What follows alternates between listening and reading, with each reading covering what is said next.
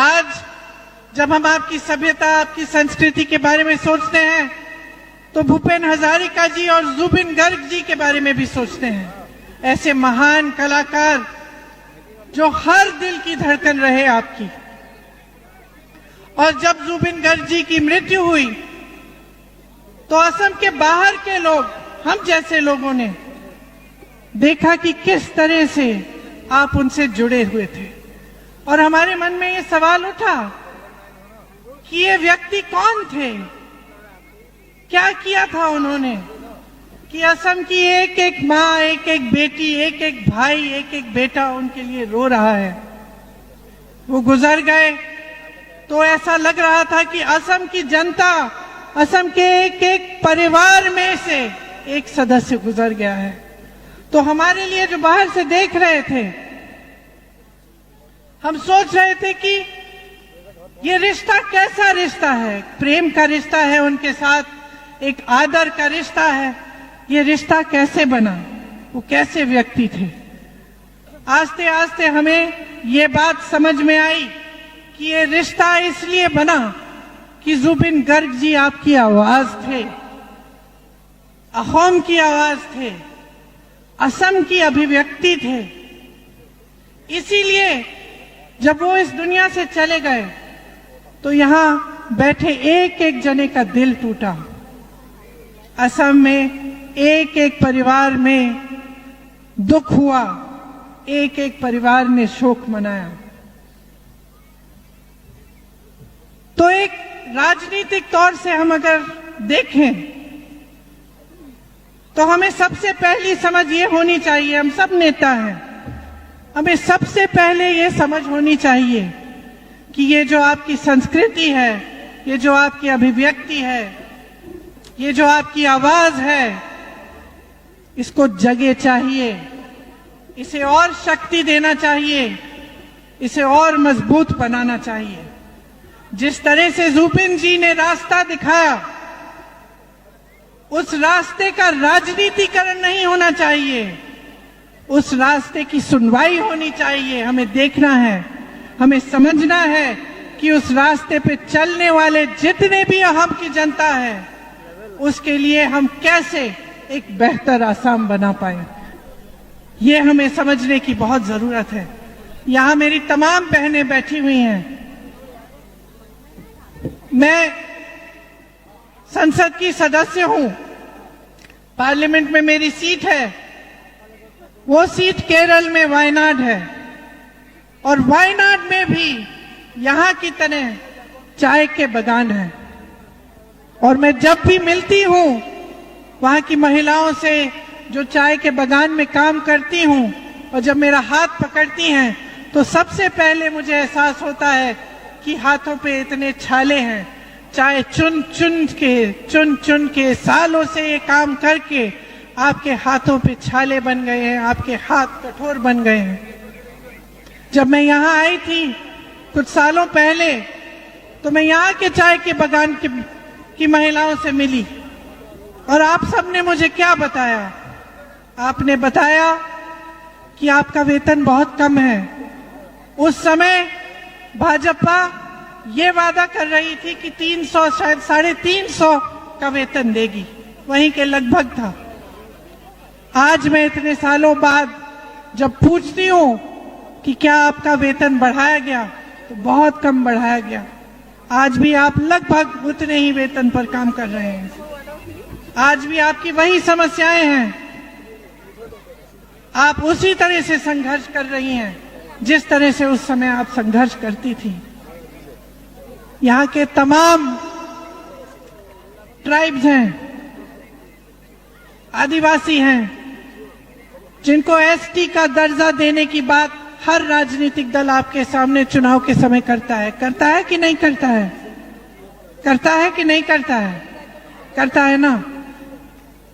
देखिए 5 सालों से इनकी सरकार रही है, क्या इन्होंने ये दर्जा दिया? नहीं दिया। इन्होंने ये दर्जा इसलिए नहीं दिया क्योंकि देना नहीं चाहते, इनकी नीयत है ही नहीं। आज भी आप उसी चीज के लिए लड़ रहे हैं जो आप 5 साल पहले लड़ रहे थे। आज भी मेरी बहनें संघर्ष कर रही हैं, क्योंकि हर चीज की कीमत बढ़ गई है। महंगाई इतनी हो गई है कि हर चीज को संभाल के आपको करना पड़ता है। जब आप खर्चा करने जाती हैं तो सोच समझ के करती हैं कि क्या खरीदूं और क्या छोड़ दूं। और महंगाई इतनी बढ़ गई है कि बच्चों की फीस, बच्चों के यूनिफॉर्म, पुस्तकें, हर चीज महंगी हो गई है। त्योहार आता है तब भी घबराहट होती है। जिस तरफ आप देखें उस तरफ महंगाई ही महंगाई। और आज चुनाव का समय है तो पेट्रोल तेल के दाम फिर भी संभल रहे हैं, लेकिन आप देखेंगे कि जैसे ही चुनाव खत्म होगा वो दाम भी बढ़ते चले जाएंगे। तो आपकी एक सभ्यता रही है, एक संस्कृति रही है जिसमें यहाँ की महिलाओं को मजबूती मिली है। जितने भी आपके संत थे उन्होंने महिलाओं को आगे बढ़ाने का काम किया, लेकिन आज की आपकी सरकार आपको आगे नहीं बढ़ाना चाहती। देखिए आज की हमारी लड़ाई क्या है। एक सभ्य असम की लड़ाई है, आपकी संस्कृति की लड़ाई है, आपकी अभिव्यक्ति की लड़ाई है, आपकी शक्ति की लड़ाई है। आप जहां भी देखें क्या मिलता है। असम की सरकार आपको स्कीम बना के देती है, महिलाओं को पैसे मिलेंगे, लेकिन नतीजा क्या है? नतीजा ये है कि जितने भी इनके प्रोग्राम हैं, चाहे एक मोदी जी की रैली हो या मुख्यमंत्री जी की रैली हो, उसमें जबरदस्ती यहाँ की महिलाओं को जाना पड़ता है। आपको बताया जाता है कि आप नहीं जाओगी तो स्कीम काट देंगे, नाम काट देंगे आपका। ये सच बात है कि नहीं? गांव गांव में, घर घर में महिला परेशान है। घर पे खाना पकाए, चाय के बगान में जाके काम करे, मजदूरी करे, कमाए, या जाके रैली में बैठे, प्रोग्राम में बैठे, या भाजपा के कार्यकर्ता का काम करे।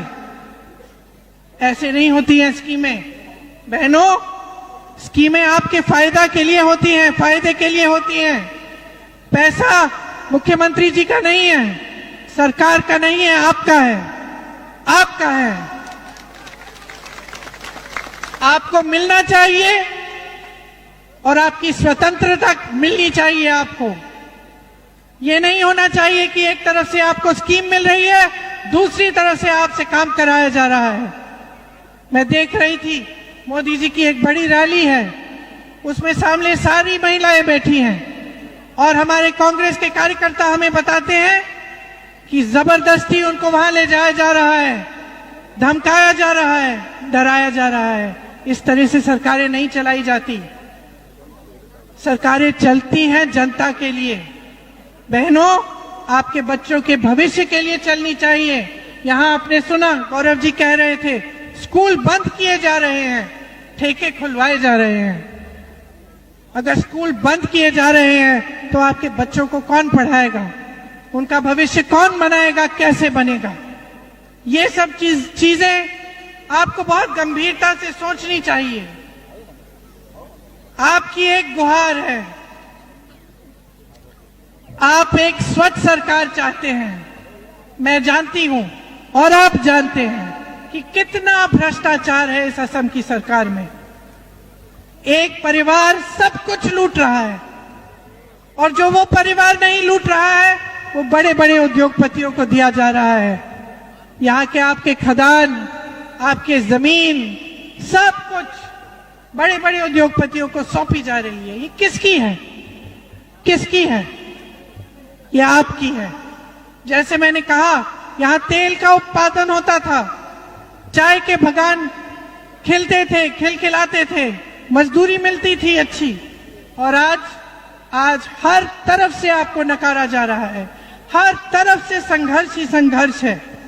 एक तरफ खुली लूट हो रही है, स्कैम पर scam, Sharda scam, LC hill scam, Guwahati smart city scam, flyover scam, जमीन का स्कैम, संपदा का स्कैम। दूसरी तरफ चाहे कोयला हो, लकड़ी हो, पत्थर हो, बालू हो, हर जगह माफिया है, हर जगह सिंडिकेट है। और हर जगह टैक्स भरना पड़ रहा है आम जनता को। कोई छोटा सा अपना बिजनेस कर रहा हो, कोई छोटा सा कारोबार शुरू करना चाहता है, उसको सिंडिकेट को पहले खुश करना है, उसके बाद अपना पेट भरना है। ये है आज स्थिति असम की, और इस स्थिति को अगर आप नहीं बदलेंगे तो कौन बदलेगा? आप बताइए मेरी बहनें, आप अपने बच्चों के लिए एक मजबूत भविष्य चाहती हैं कि नहीं? हर मां चाहती है, हर मां चाहती है कि बच्चे सुरक्षित हो, कि बच्चों का कहीं अच्छी कहीं नौकरी लग जाए, कमा ले, पेट भर ले, अपने परिवार की अच्छी तरह से देखभाल कर ले। लेकिन आज आपके बच्चों को ये मौका असम में नहीं मिल रहा है। रोजगार घट रहे हैं, महंगाई बढ़ रही है, जिस तरफ आप देखें संकट ही संकट है। और आपके मुख्यमंत्री सिर्फ भ्रष्टाचार में मग्न हैं। आपको स्कीमें भी देते हैं तो उसके बजाय उसके बदले में आपसे आपकी मजदूरी लेते हैं। कहते हैं कि जाइए रैली में बैठिए, जाइए प्रोग्राम में बैठिए, ताली बजाइए, वाह वाह करिए, तभी आपको स्कीम मिलेगी। इसमें ना आपके जीवन की समझ नहीं है। मेरी बहनों, मैं जानती हूं, सुबह से शाम काम करती हो, घर जाती हो, खाना पकाती हो, बच्चों की देखभाल करती हो, बच्चों का स्कूल का काम होता है उसमें मदद करती हो, घर की सफाई करती हो, जब सब सो जाते हैं तभी सोती हो। ये समय कहाँ है आपके पास कि आप किसी की रैली में जाके बैठे, किसी के प्रोग्राम में जबरदस्ती बैठे? कहाँ है ये समय आपके पास? ये आपका कीमती समय है जो आपको निकालना पड़ता है जबरदस्ती, इस डर में, इस भय में कि आपको फिर स्कीम नहीं मिलेगी। तो चाहे मोदी जी हैं, चाहे हेमंत बिस्वा शर्मा जी हैं, दोनों सिर्फ अपना स्वार्थ साध रहे हैं। सिर्फ आपके लिए तब काम करते हैं जब उसमें उनका कुछ फायदा दिखता है, और दोनों चाहते हैं कि डरा कर धमका कर इस देश की जनता पर राज करें। यह इस देश की परंपरा नहीं रही है। आजादी की लड़ाई थी, आपकी स्वतंत्रता की लड़ाई थी। डर और भय के लिए लड़ नहीं रहे थे हम, उसके खिलाफ लड़ रहे थे, और आज भी यही हमारी लड़ाई है। आज भी हम चाहते हैं कि असम में एक ऐसी सरकार बने जो आपको डराए नहीं, आपको धमकाए नहीं, आपसे स्वार्थ नहीं साधे, आपकी सेवा करे, आपके लिए ईमानदारी से काम करे, आपकी संस्कृति, आपकी सभ्यता को आगे बढ़ाए और मजबूत बनाए। इन्होंने डबल इंजन की सरकार कहा था कि नहीं? पिछले चुनाव में मोदी जी आते थे, कहते थे हम डबल इंजन की सरकार चलाएंगे, लेकिन इन्होंने डबल गुलामी की सरकार चलाई है।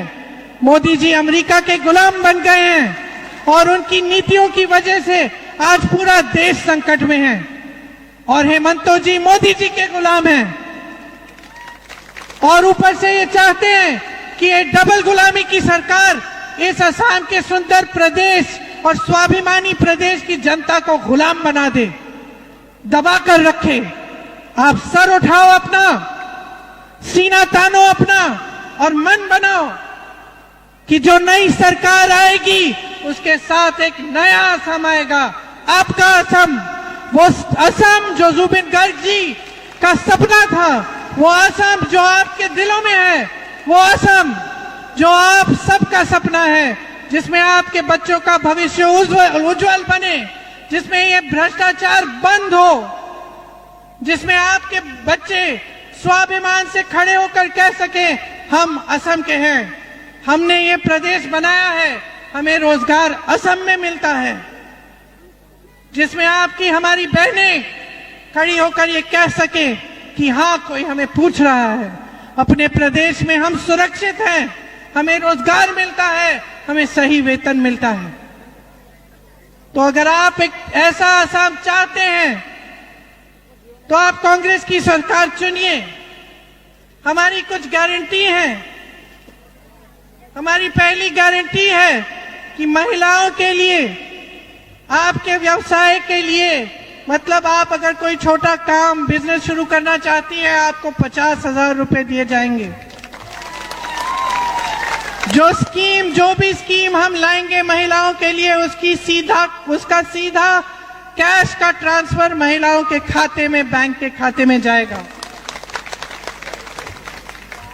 25 लाख तक आपको स्वास्थ्य बीमा मिलेगा।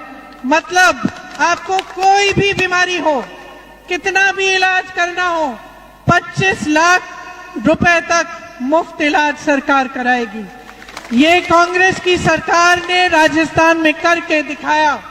आप राजस्थान में पूछिए, दवाई, इलाज, कैंसर का इलाज, हार्ट की सर्जरी, सारा मुफ्त मिल रहा था 25 लाख तक। इसका मतलब है कि जब कोई बीमार पड़ता है, घर में कोई बीमारी होती है, तो घबराने की जरूरत नहीं है, सरकार मदद देगी, क्योंकि आपके पैसे हैं, सरकार समझती है और सरकार आपके हाथों में वो पैसे वापस डालेगी।